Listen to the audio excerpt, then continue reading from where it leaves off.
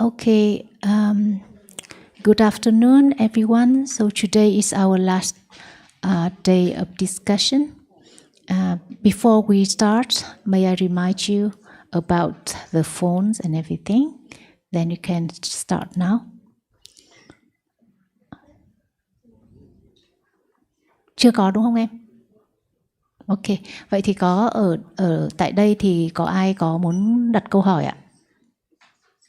Có ai, từ để có ai xem là người mà có rất là ít thời gian ở đây, ngày duy nhất tham gia hay là chỉ có 1-2 ngày ở đây thì sẽ ưu tiên cho người đó trước. Hình như là cô Khuyên ạ? Không ạ, không phải ạ, thế thì thôi để cho bạn Liên ạ. Tại vì muốn ưu tiên nhưng mà nếu như mọi người chưa có câu hỏi thì mình sẽ để cho ai có câu hỏi để bắt đầu trước, khỏi mất thời gian của Pháp Đàm ạ.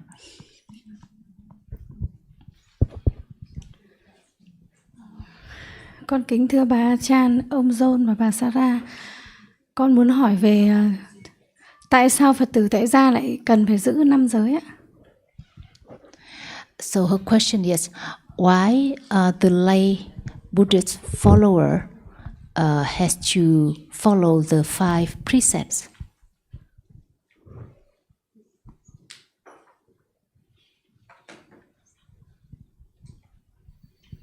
Actually, it's not a rule, have to. But is it good to harm others by way of killing or stealing, for example? Is this a good way to live? So, is there any thought of killing or harming the insects, the mosquitoes, the other living beings at all? Because no one wants to die, no one wants to be harmed. So when there's any thought of harming, abstaining, not harming is better. And not just 5 precepts, what about when speaking badly? Or what about more, like being considerate when one's eating, for example? What about developing good habits? So we learn there is kusala sila, akusala sila, avyakata sila. So kusala sila is the development of kusala of all kinds, being considerate, being thoughtful, speaking well, acting well, developing understanding, showing metta instead of hostility to those around one, and abstaining when there is an opportunity to take something that doesn't belong to one, and so on. We discussed about alcohol, how better to abstain from that which is dangerous. It's not a rule, but we can find out what leads to harmonious living, what is beneficial for the others as well as for ourselves. And kusala sila is what is good, kindness, generosity, understanding, being respectful, being polite. So this is kusala sila. So now, mostly moments of kusala sila, but some are kusala sila, moments of attachment, moments of aversion, moments of ignorance. So all day long, kusala sila, akusala sila. And avyakata sila is just for the arahat, no more kusala, no more akusala. So instead of calling it kusala, it's avyakata, that which isn't kusala or akusala. And it doesn't need to just be 5 precepts. One can follow more and more as much as one likes, understanding the benefit of harmonious living and development of kusala of all kinds.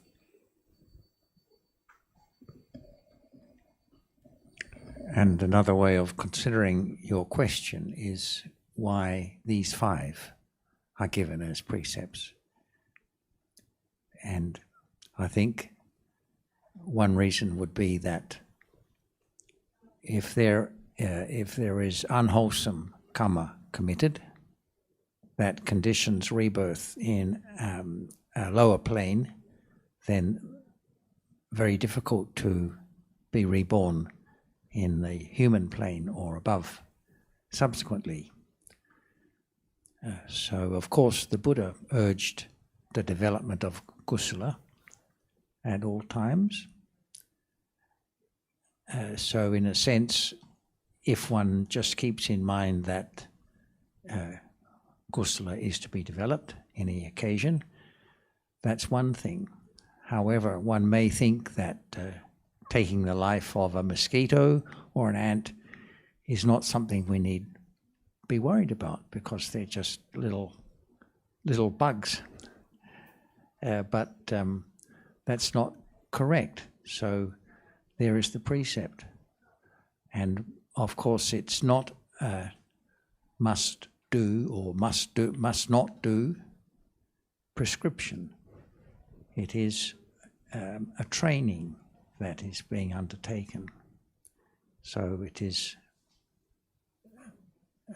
assumed that one cannot be perfect in observing such a precept, but one is undertaking the training. So one is acknowledging the importance and resolving to do one's best.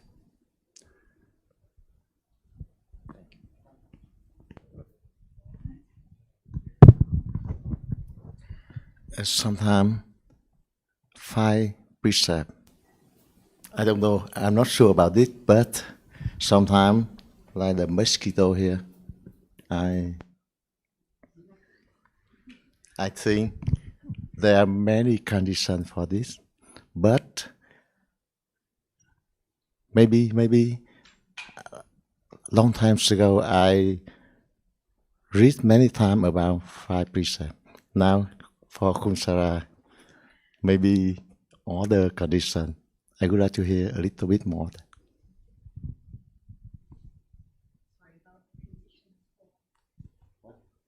What do you want to hear? I think what he means is like for him, he might, do like this, but for another person like Sarah, the condition to retrain from doing so is a difference. Yeah. I think it also depends on habits and accumulations. Like for me, even before I had an interest in Buddhism, no interest in harming insects. So that was always been my habit, even as a child. But for others, like my brothers, they used to like catching the insects and harming them. So it also depends on one's accumulations.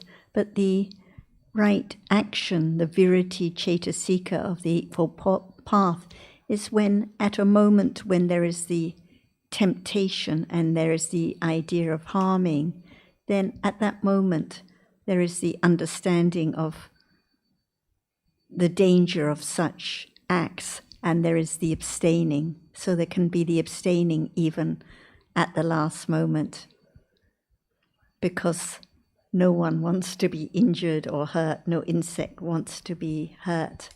And what is the benefit? No benefit at all. So begin to understand why it's harmful. It's dosa, it's strong dosa when one tries to kill an insect. So when there's the opportunity, abstaining is much better. And one can find other ways to deal with the problem. Like the first night I was quite bitten by mosquitoes, but then someone gave me a spray and I used the white net curtains and covered up with more clothes. One can find other ways to manage with any situation. Better to consider carefully and avoid, yes. I apologize who having rabbits before advance, but just 1 minute. I curious about what you said about her grandfather. So he never learned your grandfather.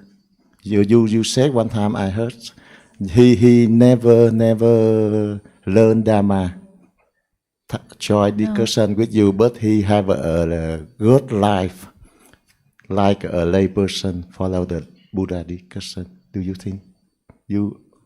I'm not sure Okay. what you mean. So finish. Okay. Spend Yes, time. just one. Kun Sarah, no problem. Spend time for other who Yes, language. and I think because that's one friend who is waiting on Zoom to ask his question. It's someone we know, Kevin Phong. So please, Kun M, can you help to connect with Kevin so that he can ask his question? Thank you. Yeah. Hello. Hello. Hello. Hello. Yes. I have. Yes. Hi. It's Kevin. Hi, Kevin. Hi, Sarah. Hi, John. Dear Ajahn, it's my appreciation. I cannot be in Hue today, so I have to join on Zoom. Thank you so much for letting me asking a question. Why many people are there? Dear Ajahn, dear the team, I would like to thank you for making all this teaching available wisely to people. I have been listening to your Dhamma for over a decade. However, each time I reflect on my progress and try to gain little and little more understanding, still I have this big question.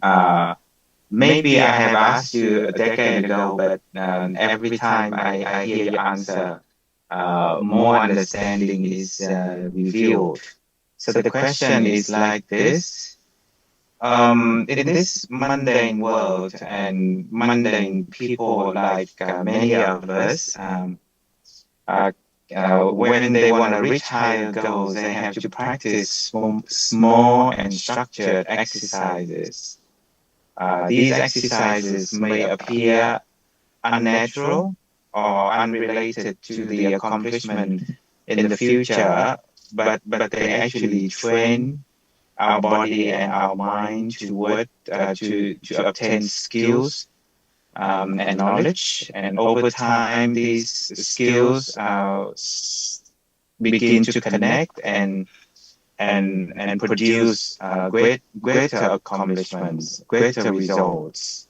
So one can say that these practices condition the outcomes, the accomplishment. So we can name it in any fields, music, sports, language, science. Everybody learns this way. So talking about meditation, many meditation methods ask practitioners to do something, like to sit still, to focus on the objects, to observe the movements, the sensations. Then every time we hear the Dhamma from you, we know that you refute and this kind of practice which leads to wrong view, because we cannot do something with the expectation of gaining results. The more we practice with that wrong view, the further away to the results we get. However, in my personal experience, I do practice many forms of meditation, and I do develop a lot of good quality of minds, such as awareness, such as concentration, such as wise consideration. Then I'm very confident about my journey, and I also really appreciate and enjoy the Dhamma sharing that you are you're teaching now. So I would like to hear your comments. Perhaps enlightenment doesn't happen in the meditation session, but it seems to me like with the strong mind, with the strengthened mind, like with these qualities, I have a better chance to get enlightenment in any moment of my life. With gratitude to Ajahn and Sarah and John and the team. Kevin.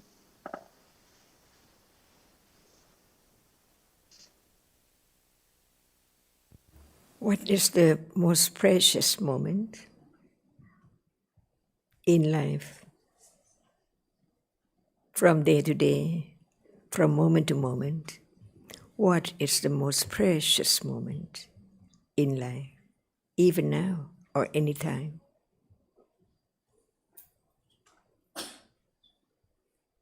It's the moment of the presence. Present. What is there now? See, this is the most precious, understanding what is there now, just now, one moment. The most precious is understanding what is there right now.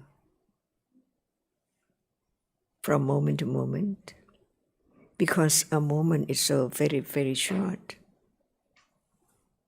It's gone all the time without any understanding from birth to death. So the most precious moment is moment of understanding the truth of what is there right now, each moment, isn't it? And what is meant by realization, it has to be understanding what is now appearing to the degree that it can enlighten the truth of it. For example, right now, there is seeing. Before seeing, there's no seeing. Can anyone make seeing arise? But seeing has arisen right now by conditions. Is that so precious to understand it? Actually, there's no one. But any reality appearing is conditioned by its proper condition and arises and gone instantly. Is it true? To understand that each moment from birth to death, nothing is permanent at all, no matter what. But no understanding the rapidity of the succession of what now arises and falls away. So what appears is just a nimitta, the mark or the sign of something which has arisen and fallen away instantly, together all the time from moment to moment, condition the shape and form to be known, to make it known as something like Kun Sarah, Kun John, you and anyone. Is it true? What is there in a moment? Not Kun Sarah. What is there in a moment? Not Kun John. But what is it? Can it be known because it's right now appearing?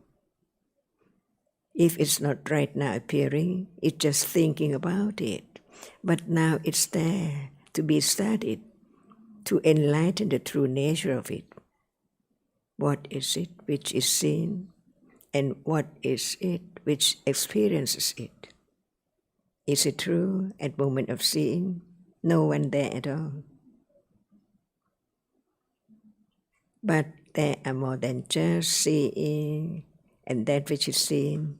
Learn a little more about what are there. Hearing the teachings of the truth from the enlightened one who shared his understanding of his enlightenment. See, not just considering, dreaming, thinking, assuming, but the reality which now arises, isn't it, and falls away, isn't it? We just talk about the way it is, but not the moment of its arising and falling away. But the truth is that now, no matter what appears, has arisen already by conditions, gone unknowingly from moment to moment. What is left is the sign, the mark of what is experienced. So it's the word of something, the word of atta, a book, a glass, a chair, but in truth, what is seen is only that which can be seen. Can anyone see hardness? Can anyone see sound? Can anyone see taste? Impossible. What is seen is now appearing, to be proved, to be studied, whether it's true or not. It's only that which is seen.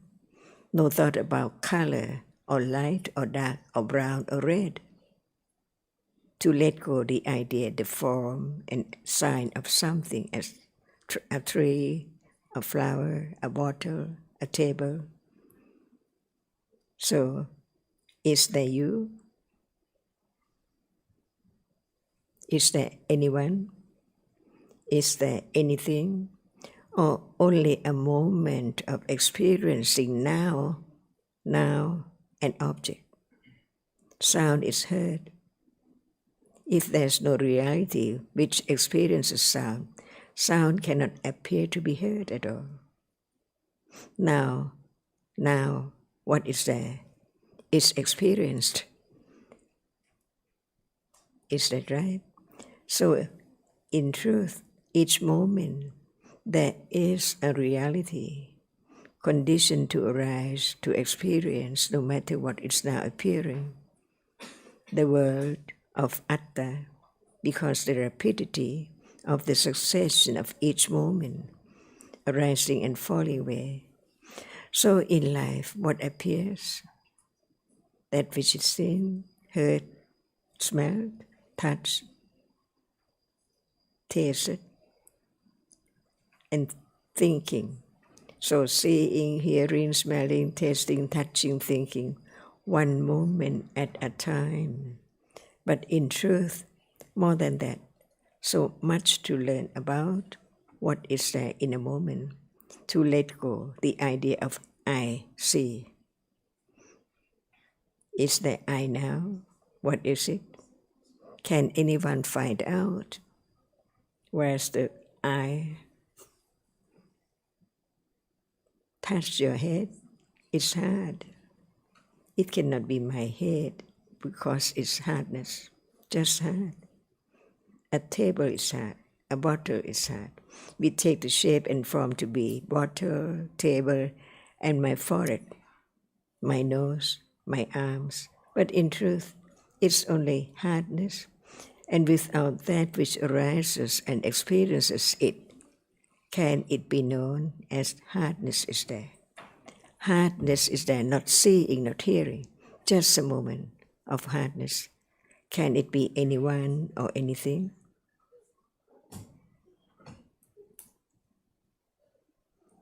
Atta is what?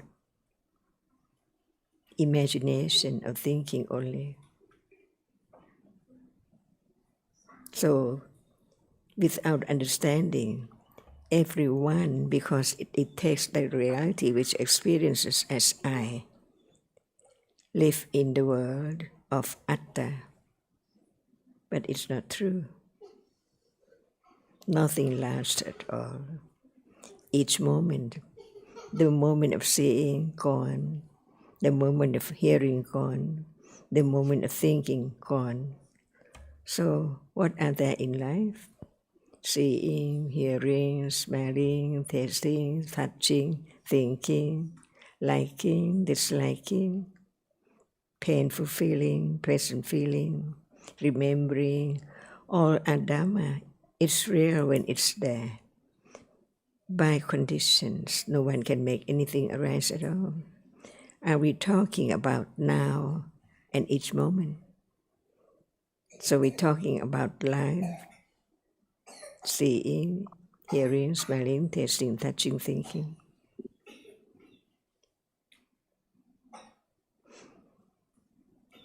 Just consider whether it's true or not. even considering is real. It's not seeing.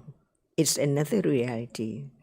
No matter what we would talk about in life, it's a reality, but it's taken for I all day.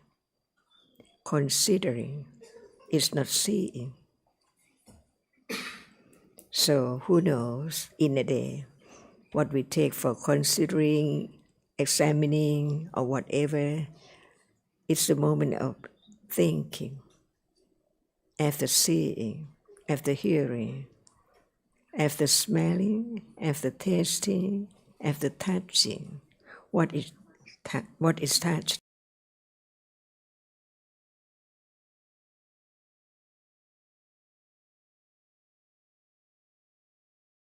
Realities arises and falls away so very rapidly, beyond expectation or imagination. That's why as soon as there is seeing, only seeing does not know what that which is seen is, because it just arises to see and gone. That's why the other moment, thinking about that which is experienced, about its shape and form, make it known as something. My finger. Do you have finger?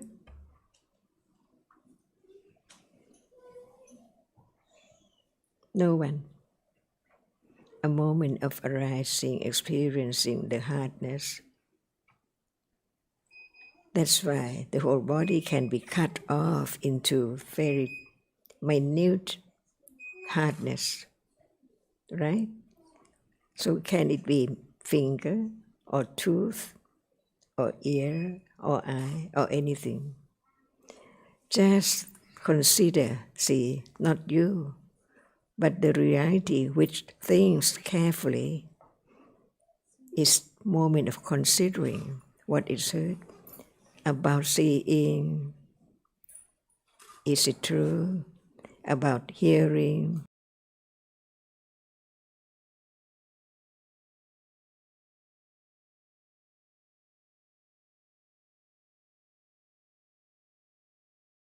Nobody can change. When painful feeling is there, it experiences the object, which the reality which experiences the object, which is the chief, experience it. But at that moment, no thought about the reality which experiences hardness, which is very, very hard, that it conditions the unpleasant feeling, depending on how hard it is. Just itching, or a little more painful feeling, until it's so great pain. See, all by conditions, gone, because now, no such feeling again. Each moment gone forever, never to arise again. In samsara, not just only in this life, all gone.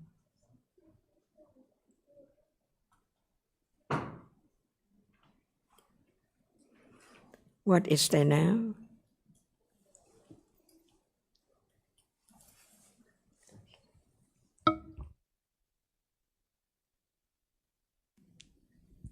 And Kevin, if I could just add a few words to what Ajahn has said, which I'm sure has given you plenty to think about. The question you've asked is, if I can just briefly encapsulate it, I think the question you've asked is this: why can't the development of understanding be approached in the same way as any mundane development? And if we ask the question in that way, I think it's immediately obvious that the development of understanding and the world of conditioned realities is not really comparable to the conventional world. For one thing, realities can appear only to understanding, right? So what comes first? The understanding of realities or the seeing of realities?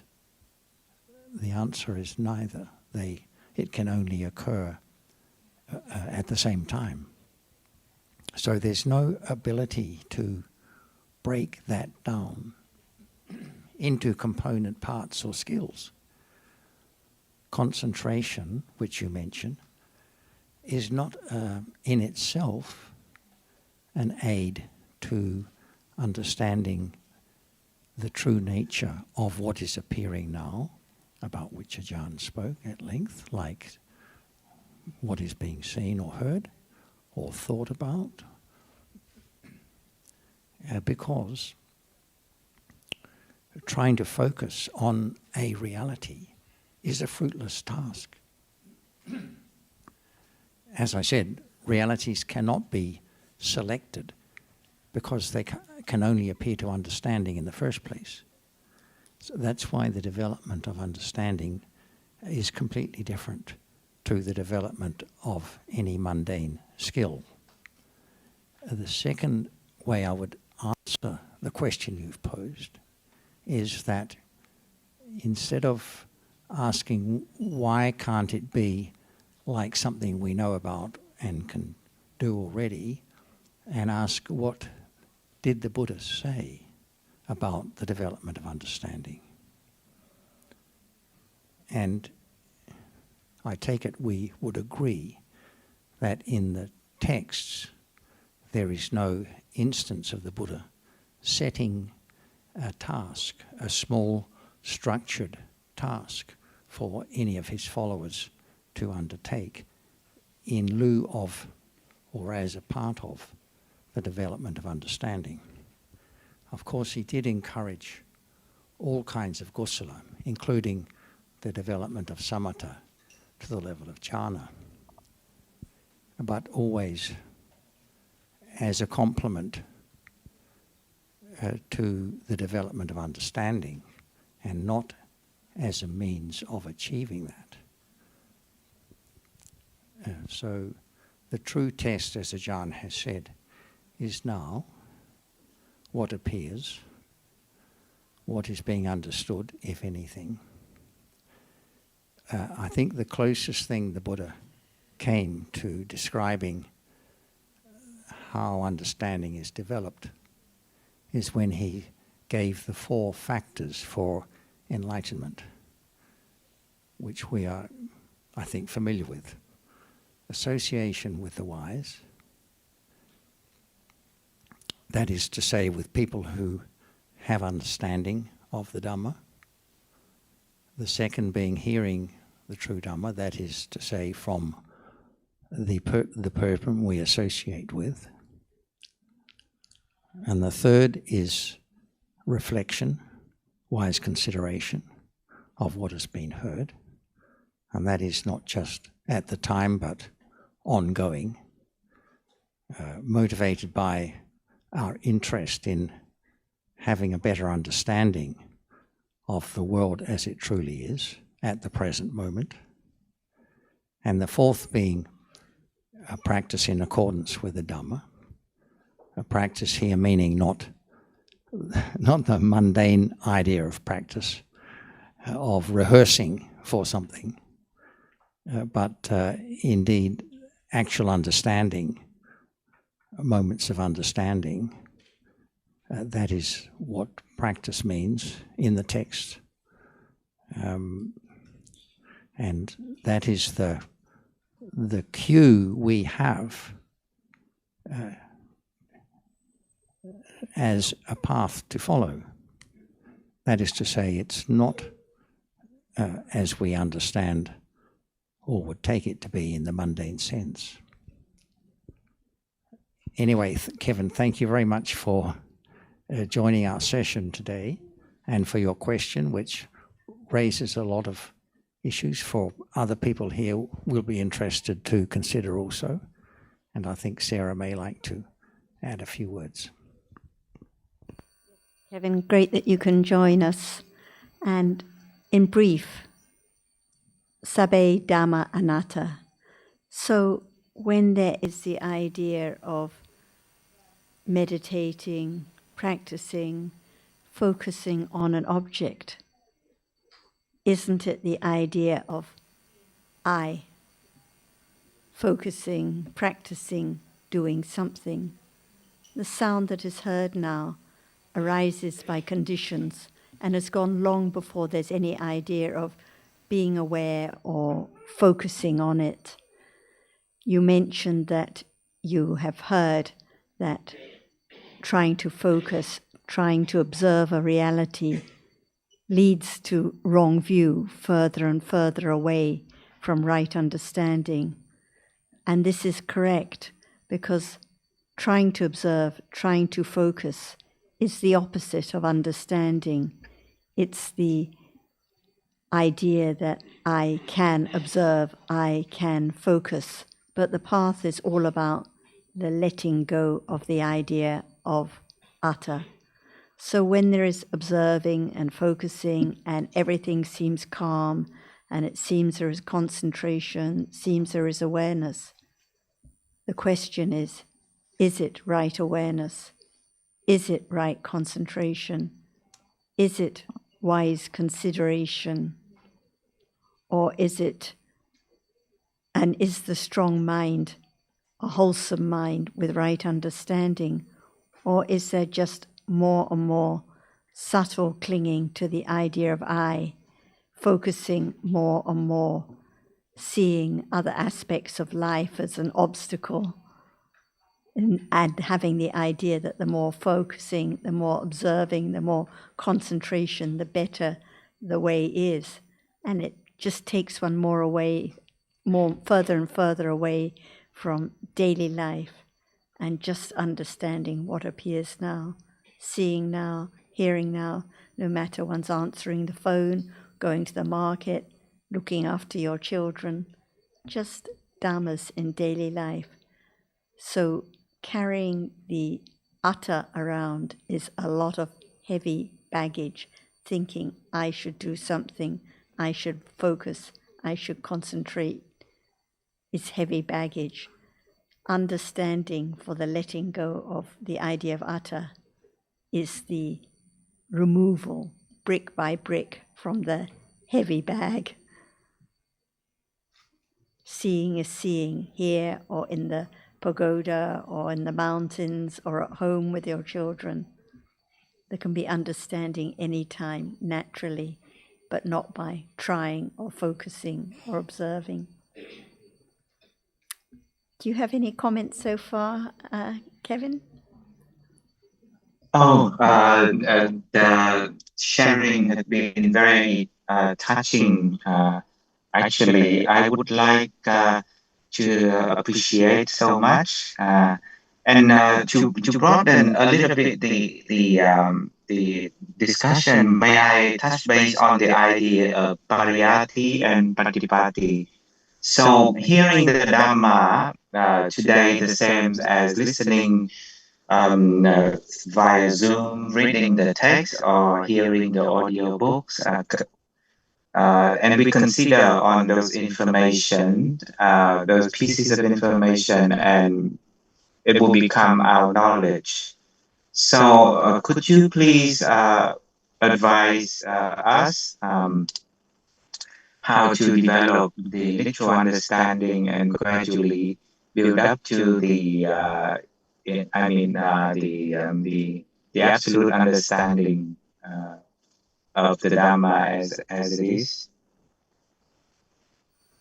Considering now about dhammas, the different dhammas Ajahn spoke about, seeing now, what is seen, hearing, sound, pleasant feeling, unpleasant feeling, attachment, ignorance, considering wisely about the dhammas that make up life now, dhammas that are all anatta, is the pariyati understanding.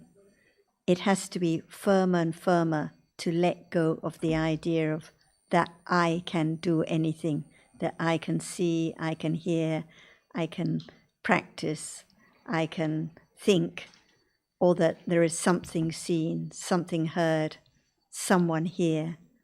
So only by wise consideration about the Dhammas that make up life now, can there be the understanding that becomes firm pariyatti, or if we're talking about the 3 rounds as taught in the Dhammacakkappavattana Sutta, the first sutta taught by the Buddha, the first round is Satchanyana, the firm understanding of the truth about the 4 Noble Truths. So any Dhamma is the first Noble Truth to be understood. Seeing is Dhamma, hearing is Dhamma. Each one arises and falls away. Each one is anatta, not in anyone's control. If there's an idea that somehow I can select what is heard or seen now, or I can observe what is appearing now, then it's not the firm pariyatti understanding about realities. And only this firm understanding, firm pariyatti understanding, can condition the patipatti understanding, which is satipatthana, the direct understanding about these realities. Because without the firm understanding that dhammas are conditioned, not in anyone's control, even for an instant, there cannot be that direct understanding of the realities. And this is the second round, which Ajahn often refers to, Kiccanyana, firm understanding of the task, firm understanding of the 4 Noble Truths by directly understanding dhammas in life now. Many people think that when they are meditating, focusing on an object, that this is patipatti, and then they will study theory later, pariyatti. But this is not right, because if there is not the firm intellectual understanding that dhammas are anatta, and the seeing the danger of following the wrong way, trying to select an object, trying to focus, trying to be aware, then there cannot be the patipatti understanding. And just to emphasize that the consideration that Sarah mentioned there is not something done as a set exercise. It is something that happens by conditions due to one's interest in the Dhamma and having heard the teaching extensively and repeatedly. And over time, such consideration can condition a more direct understanding, which is the patipatti. But it all happens by conditions. So it is understanding, awareness and understanding itself that chooses, if you like, what will be the object and when it will arise. We have the idea, we can't get away from the idea that there must be something we can do to make that happen more quickly and more often. But I think the Buddha's message is there isn't, because of the characteristic of conditioned dhammas as being anatta, anicca, dukkha, anatta. So this awareness, this understanding, this wise consideration, these are all conditioned realities. They can't be switched on by our decision to spend time focusing on an object, let alone, of course, a conditioned Dhamma. It all happens in its own good time, by conditions. Hence the importance of continued association, if you like, with the good friend. Good friend rather than wise friend, I suppose, but it means the same thing. Others who share one's interest in coming to a better understanding of the meaning of the Buddha's teaching rather than ways of practice. There's a difference. Being focused on ways of practice is again getting off on the wrong foot. Being interested in having a better understanding of what the Buddha's teaching says or means is more the way to go in accordance, which is what the Buddha encouraged. Yeah, thank you. Sadhu. Really appreciate your answers. To add a little more. At moment of focusing, what is there?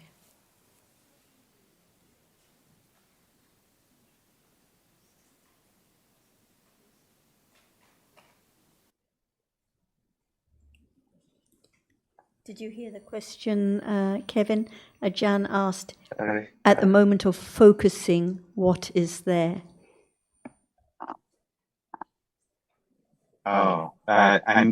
She asked in the practice of some common meditation method, or kind of focusing really, but obviously we're discussing the teachings.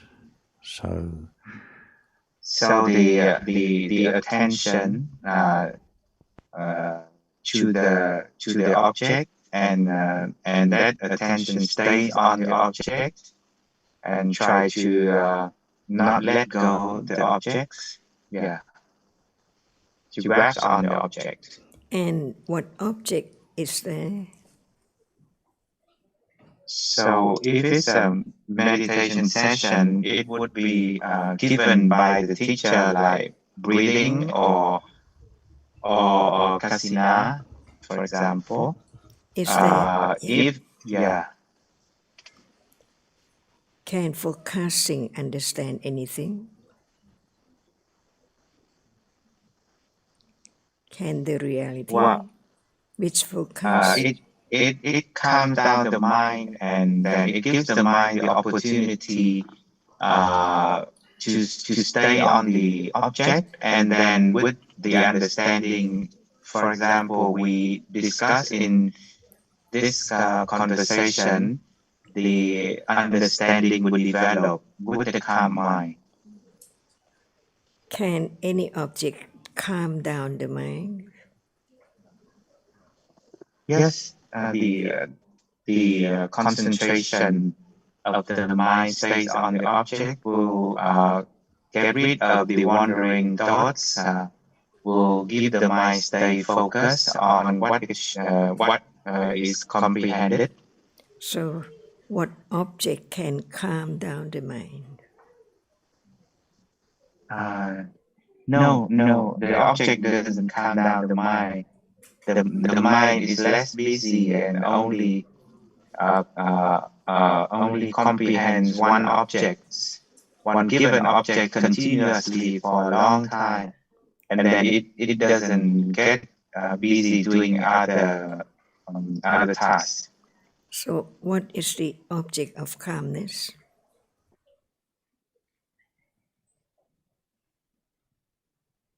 I'm not sure about your question. A little bit ago you said such as breath, for example, you gave breath as one object. So you're giving this as an object of focusing and calm, is that right? Yes. Yep. Can breath itself calm down the mind? No, the breath is happening naturally, but the focused mind will pay attention to it continuously. Then it doesn't think about other objects and doesn't grasp on other objects, and it will become calm after several minutes, several hours. And what is the connection between this kind of calmness or steady focus on an object such as breathing and the development of understanding of a conditioned Dhamma? Yes, because between several moments of calmness, there are several moments of the mind comprehending other objects like hearing and seeing, not seeing when we have closed eyes, but thinking, touching. So with the right information we learn today, the mind pay attention toward those realities and comprehend it. Without the calmness, the mind is carried away by all the useless objects, with having no moments of understanding at all. Well, there's a lot of seeing happening at the present moment and hearing. So why can that not be understood? Why is there a need? Because of our karma, we pay attention, we get attached to the colors, the forms, the enjoyment, the benefits. We think it'll bring us, so we completely forget the right understanding. So with calmness, we are disciplined. We remember to have the right view on the Dhamma as they are. Right. So do you think, firstly, that this is what the Buddha said anywhere, that it's not possible to know seeing an invisible object, hearing and sound without first undertaking a calming practice? And my second point is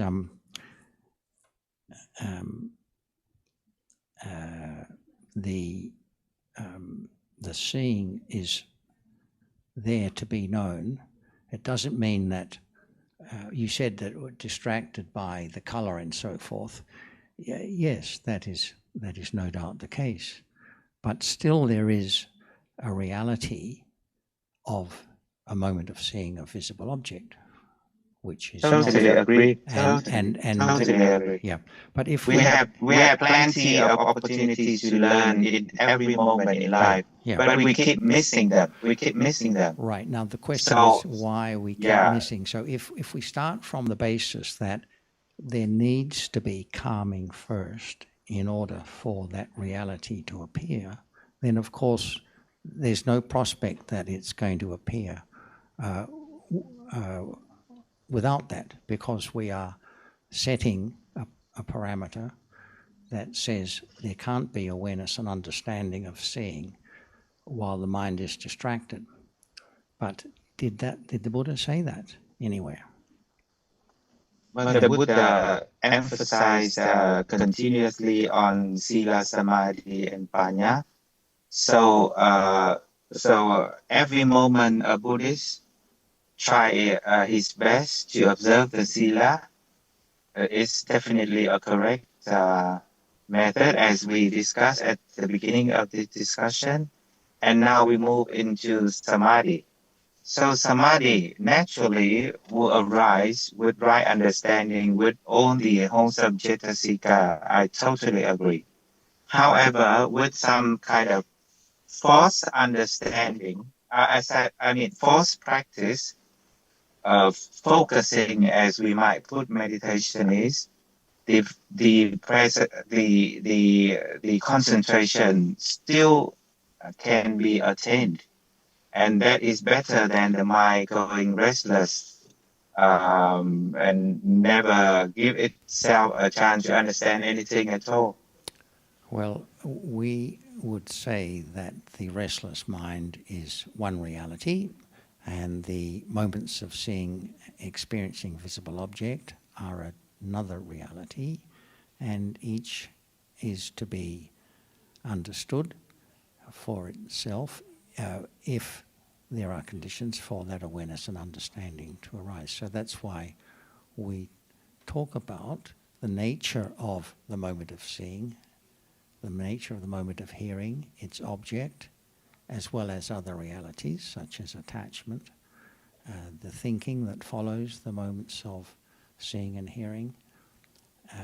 They are all conditioned realities.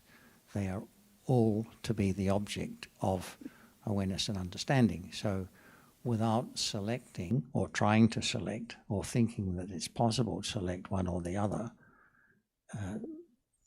there is the opportunity for awareness and understanding to be conditioned to arise naturally.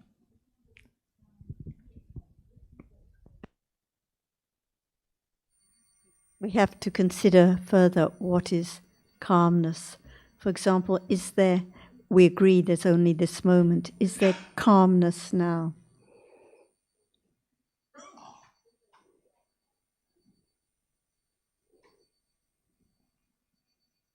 With my experience in samatha meditation, this calmness is no way compared to the deep absorption that we gain in the jhana.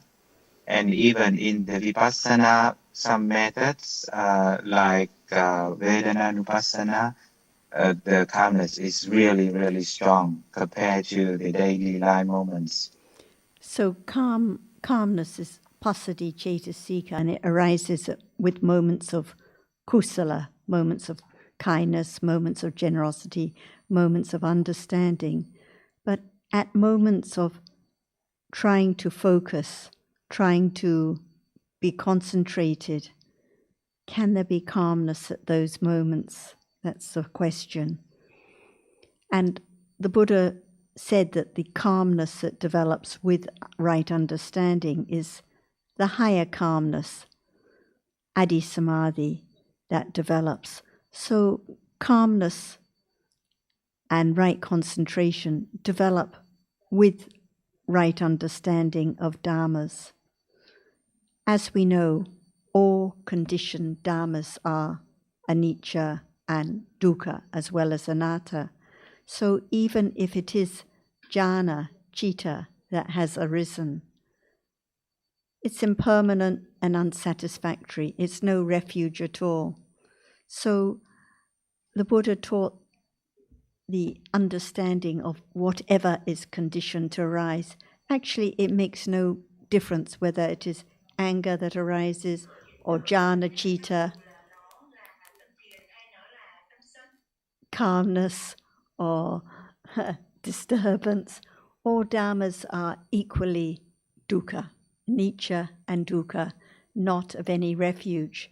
So when there is the trying to focus, trying to observe, trying to be calm or concentrate on an object, it's motivated by attachment. It's not the natural development of understanding with calm, without the trying. Kevin, I know you've studied the text extensively, academically, and I'm sure outside of that context too. So let me say that I acknowledge that there are many suttas in which the Buddha teaches to monks who are developing samatha with a view to attaining jhana, for that jhana to be a basis for insight. But there are also many suttas he taught that are not taught in such a circumstance. So they're just about developing understanding of conditioned dhammas, of the five khandhas, of the dhatus, the ayatanas. And I think I can say quite confidently there's no sutta where the Buddha says or implies that a certain degree of conventional or mundane concentration and level of mundane concentration is a necessary prerequisite for developing awareness and understanding of conditioned realities. So if one is setting a sequence to be followed, then if I may suggest respectfully, that is not based on the suttas. And we need to consider, always go back to the teachings as the foundation, the ultimate touchstone.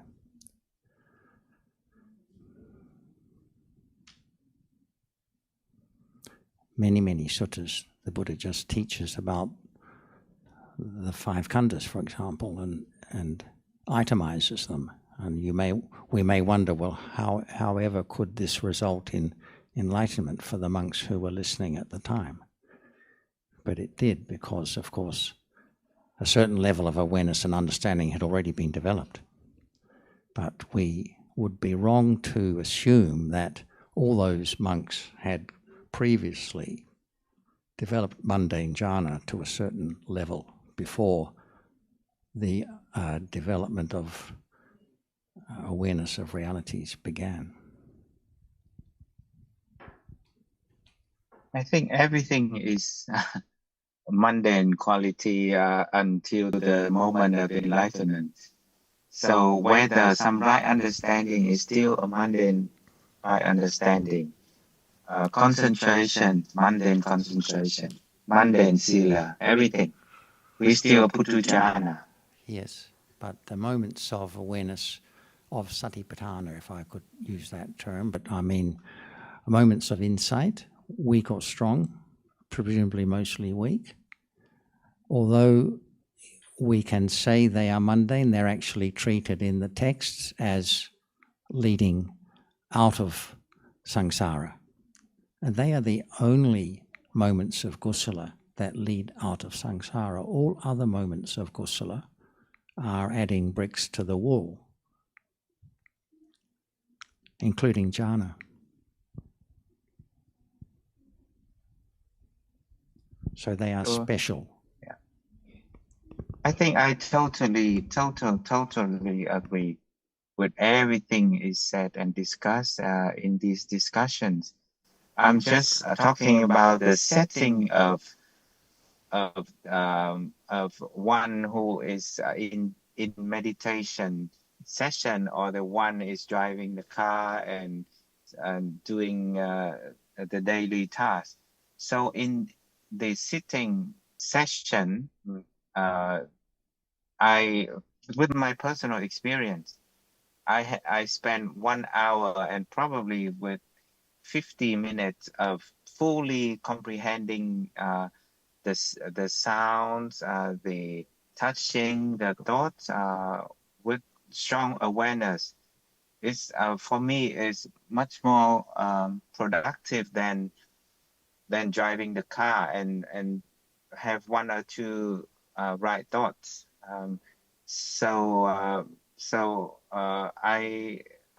not arguing against the true teaching of the Buddha. I'm just saying in the practical sense, the actual forms of meditations do give one an opportunity to have the time, the space, the comfort of considering the Dhamma better than a chaotic world in turmoil.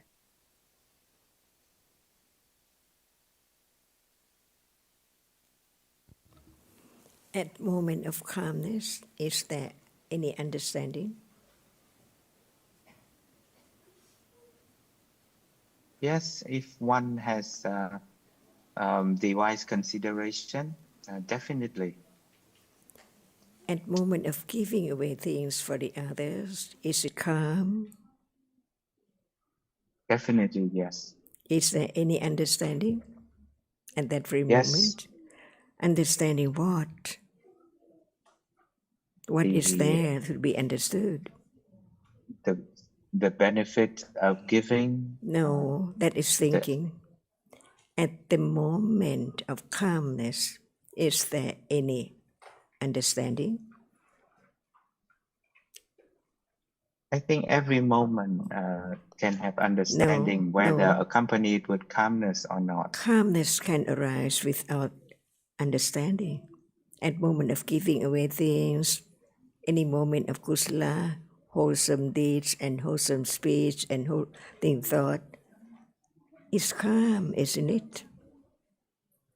Not at the moment of clinging, stinginess, not ever giving anything for the other's sake or benefit at all. different moment. That's why we learn to understand the nature of reality of each moment. That's why there is a question whether can breath condition calmness. Understanding is the best of all kinds of reality.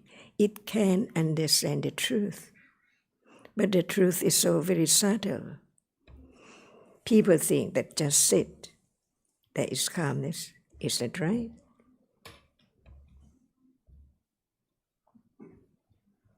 What condition calm and what is calm?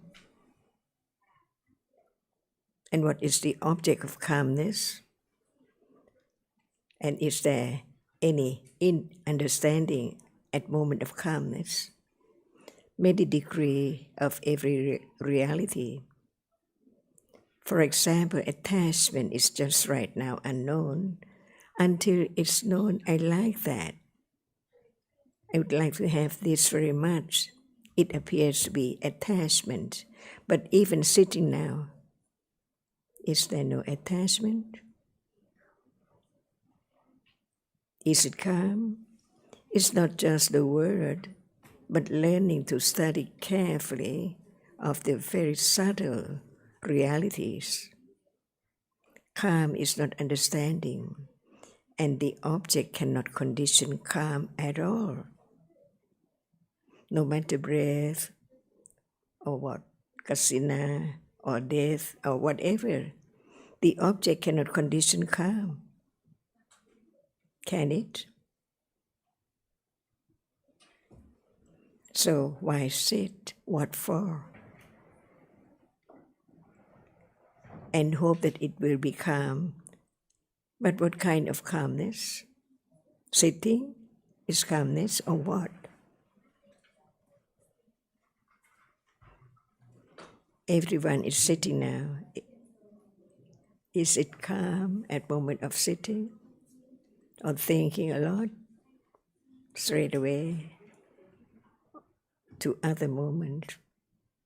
Thinking, clinging, remembering.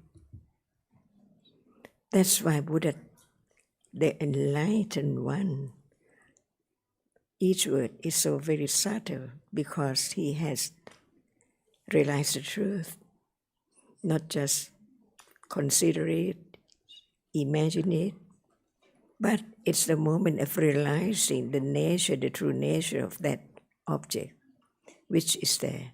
For example, right now, there is hardness for sure, and other realities too appearing. But the moment of attending or being aware of hardness with understanding of the reality of hardness is just a reality. At that moment, attention begins to attend to only hardness. See? The other object, even they appear, but no attention to it. So the beginning of awareness, the beginning of understanding, how can it be calmness or right understanding, depends on understanding. We just talk about calmness. If there's no understanding of what is the reality of calmness, we take what is said for calm.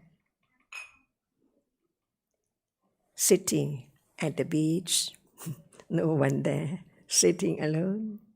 Is it calm? No one around. One takes it for calmness there, but in truth, attachment is there, isn't it?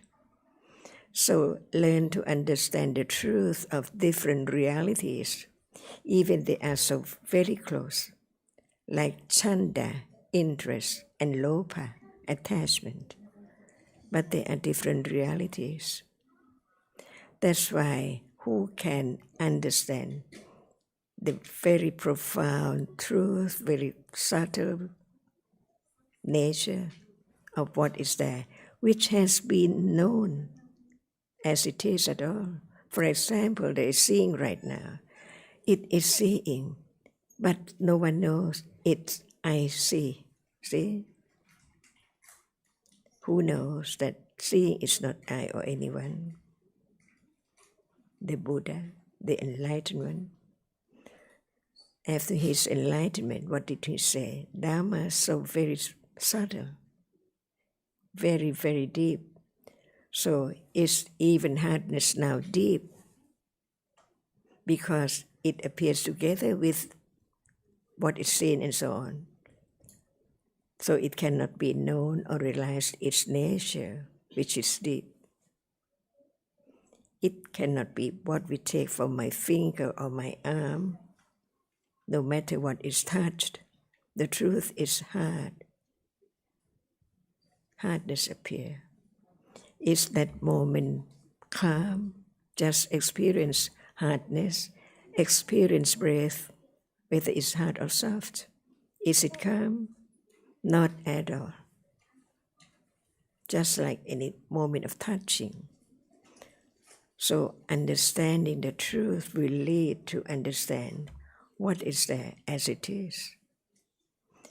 So the precious moment in life is not calmness, it's not meditating or concentrating or focusing, but understanding the truth right now.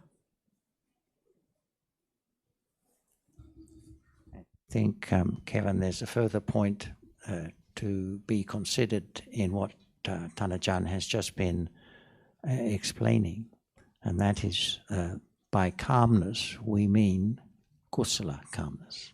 Of course, it goes without saying. That's what you're referring to.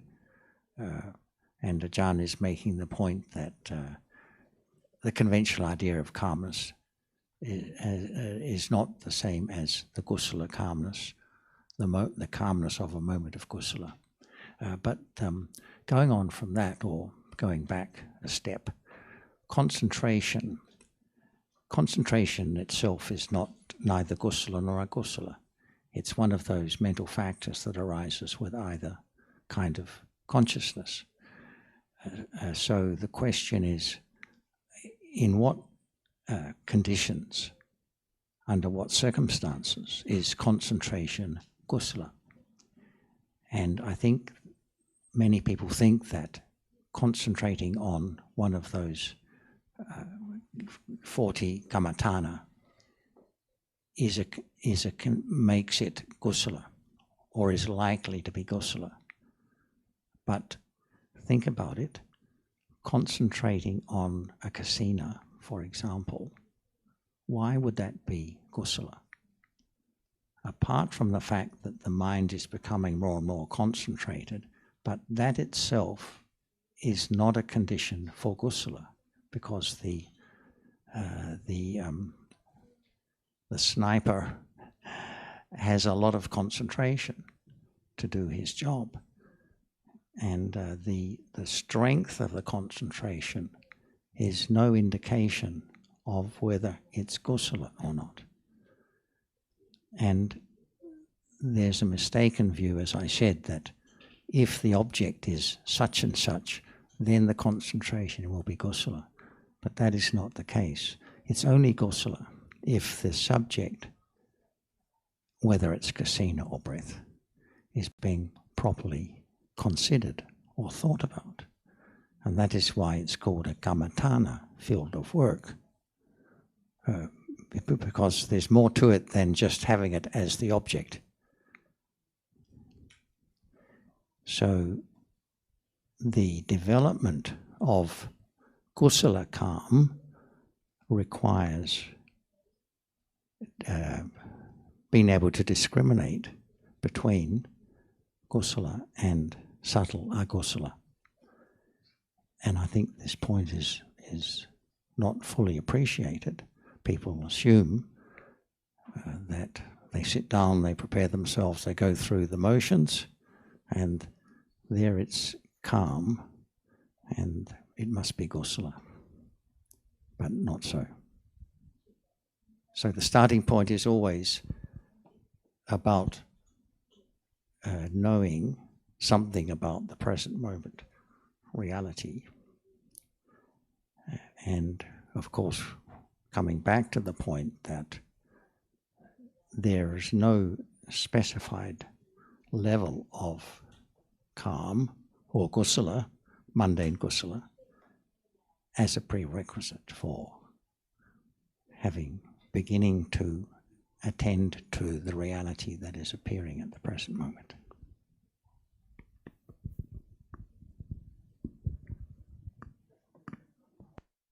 Have you been concentrated on breath?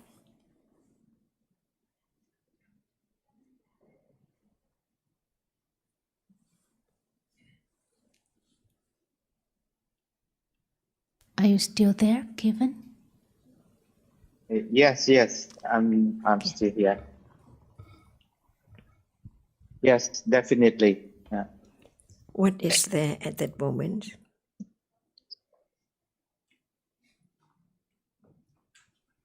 Just the awareness and the object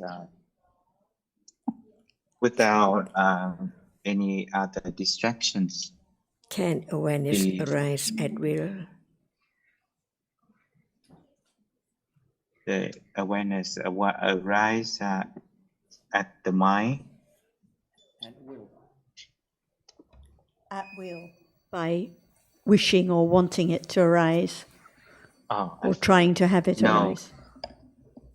No, but if we follow the instructions of switching the attention to the object continuously, naturally we will have that ability, that calmness, that automatic steering the attention to the mind without effort.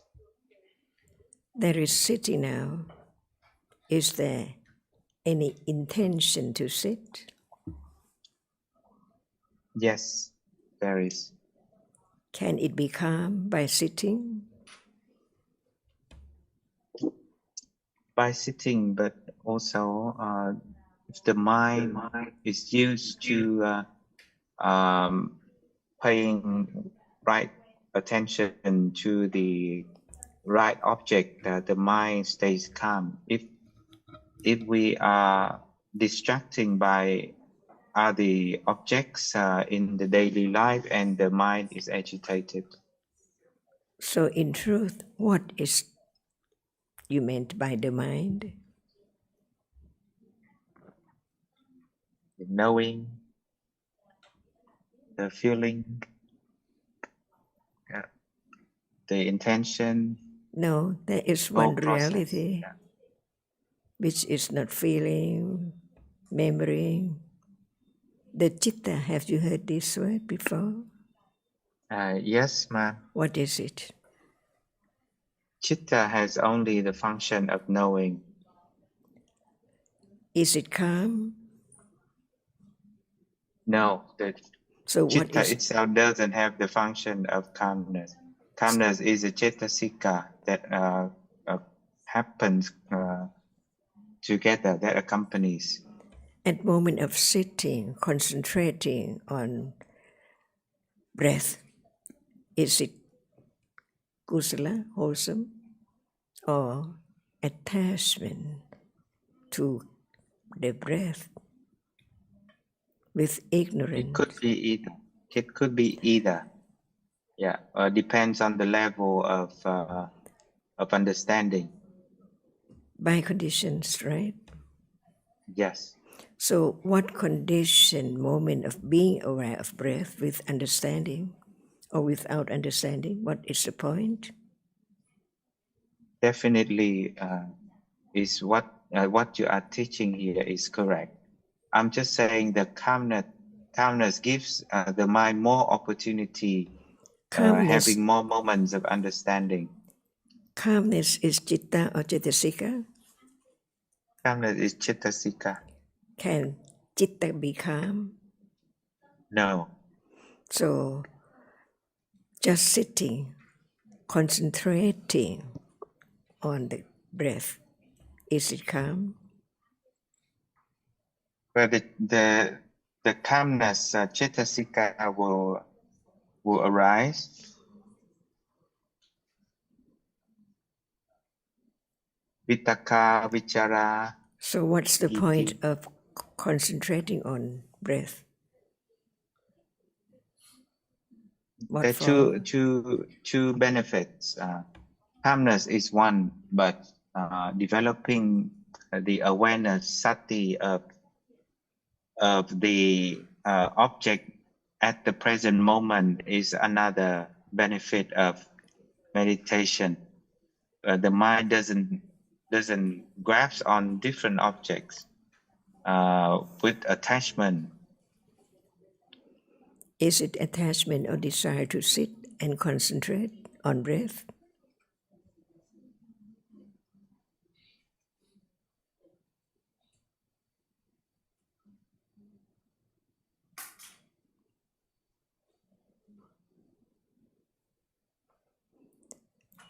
Concentration or concentrating on breath without understanding, can it condition calm?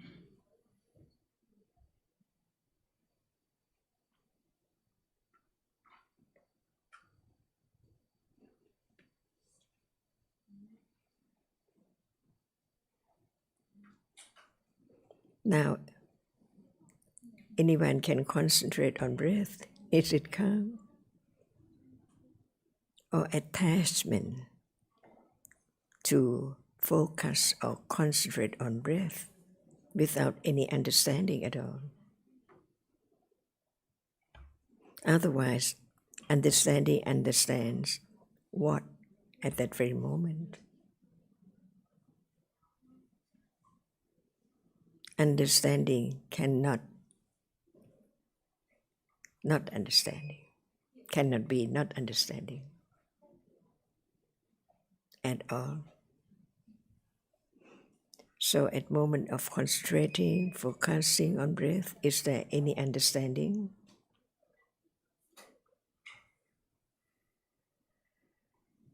Of the breath? Because at that moment, the breath is there as the object of experience, of experiencing.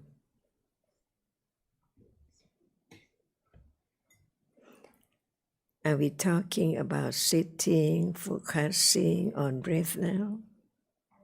To understand the truth, what is there?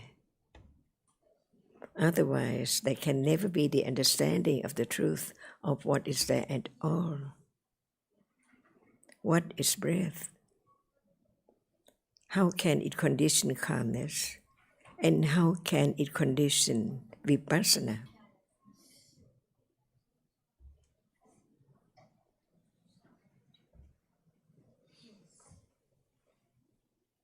No understanding, but Buddha taught about everything for 45 years. To consider, to understand the nature of what is there right now, even at moment of sitting, focusing or concentrating on breath. So what is breath in truth? What is the reality of breath? For right understanding to develop at the degree of calmness or at the degree of right understanding of vipassana. Whatever is real can be conditioned for understanding because it's there so real as the object. When breath is there appearing without understanding the nature of breath, can there be calmness? Can there be vipassana? Without any understanding, it's impossible. At that moment, there is attachment, clinging to what is the point of sitting there, having breath as the object, just to be calm without any understanding at all. Is it possible? Just concentrating on an object, wanting the calmness to be there, without any understanding of calmness and the way to be calm.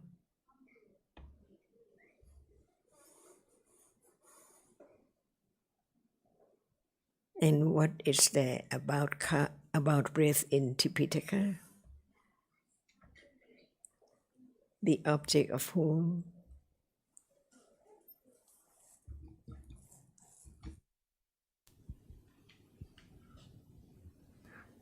the Buddha. So just to basically summarize something that Ajahn has been saying, a lot of talk about calmness, and that's your experience, and appreciate that.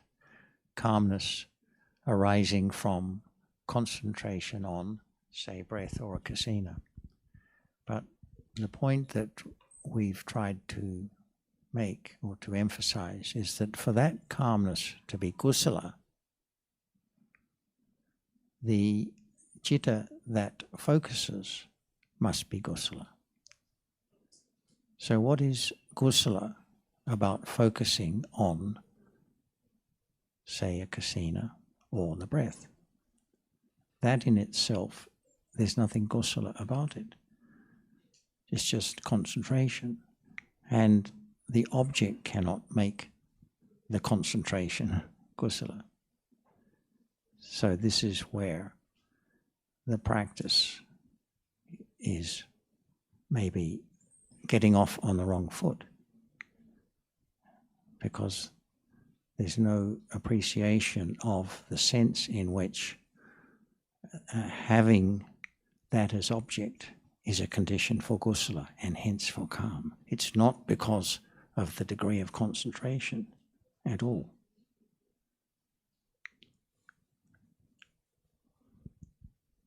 It's the way in which the subject matter is being considered.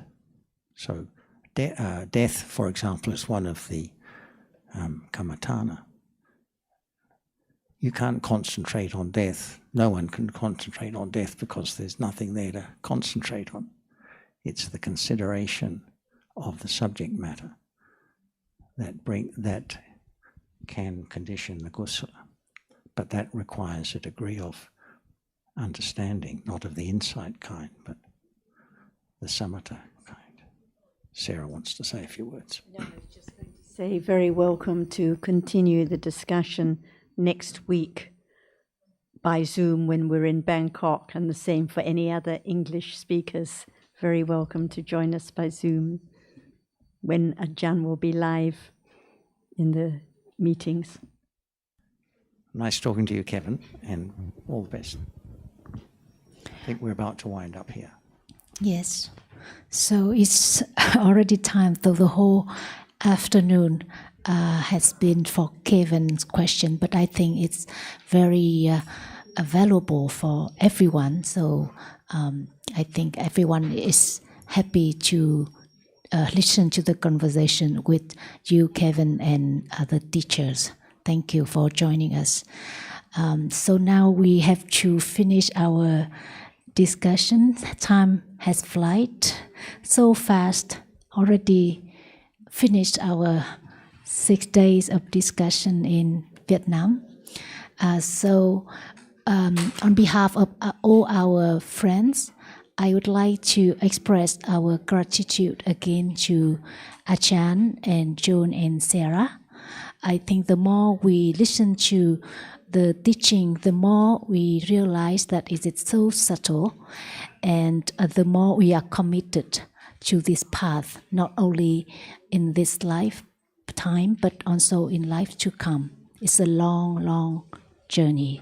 So thank you very much. We are so glad to have you at our teachers.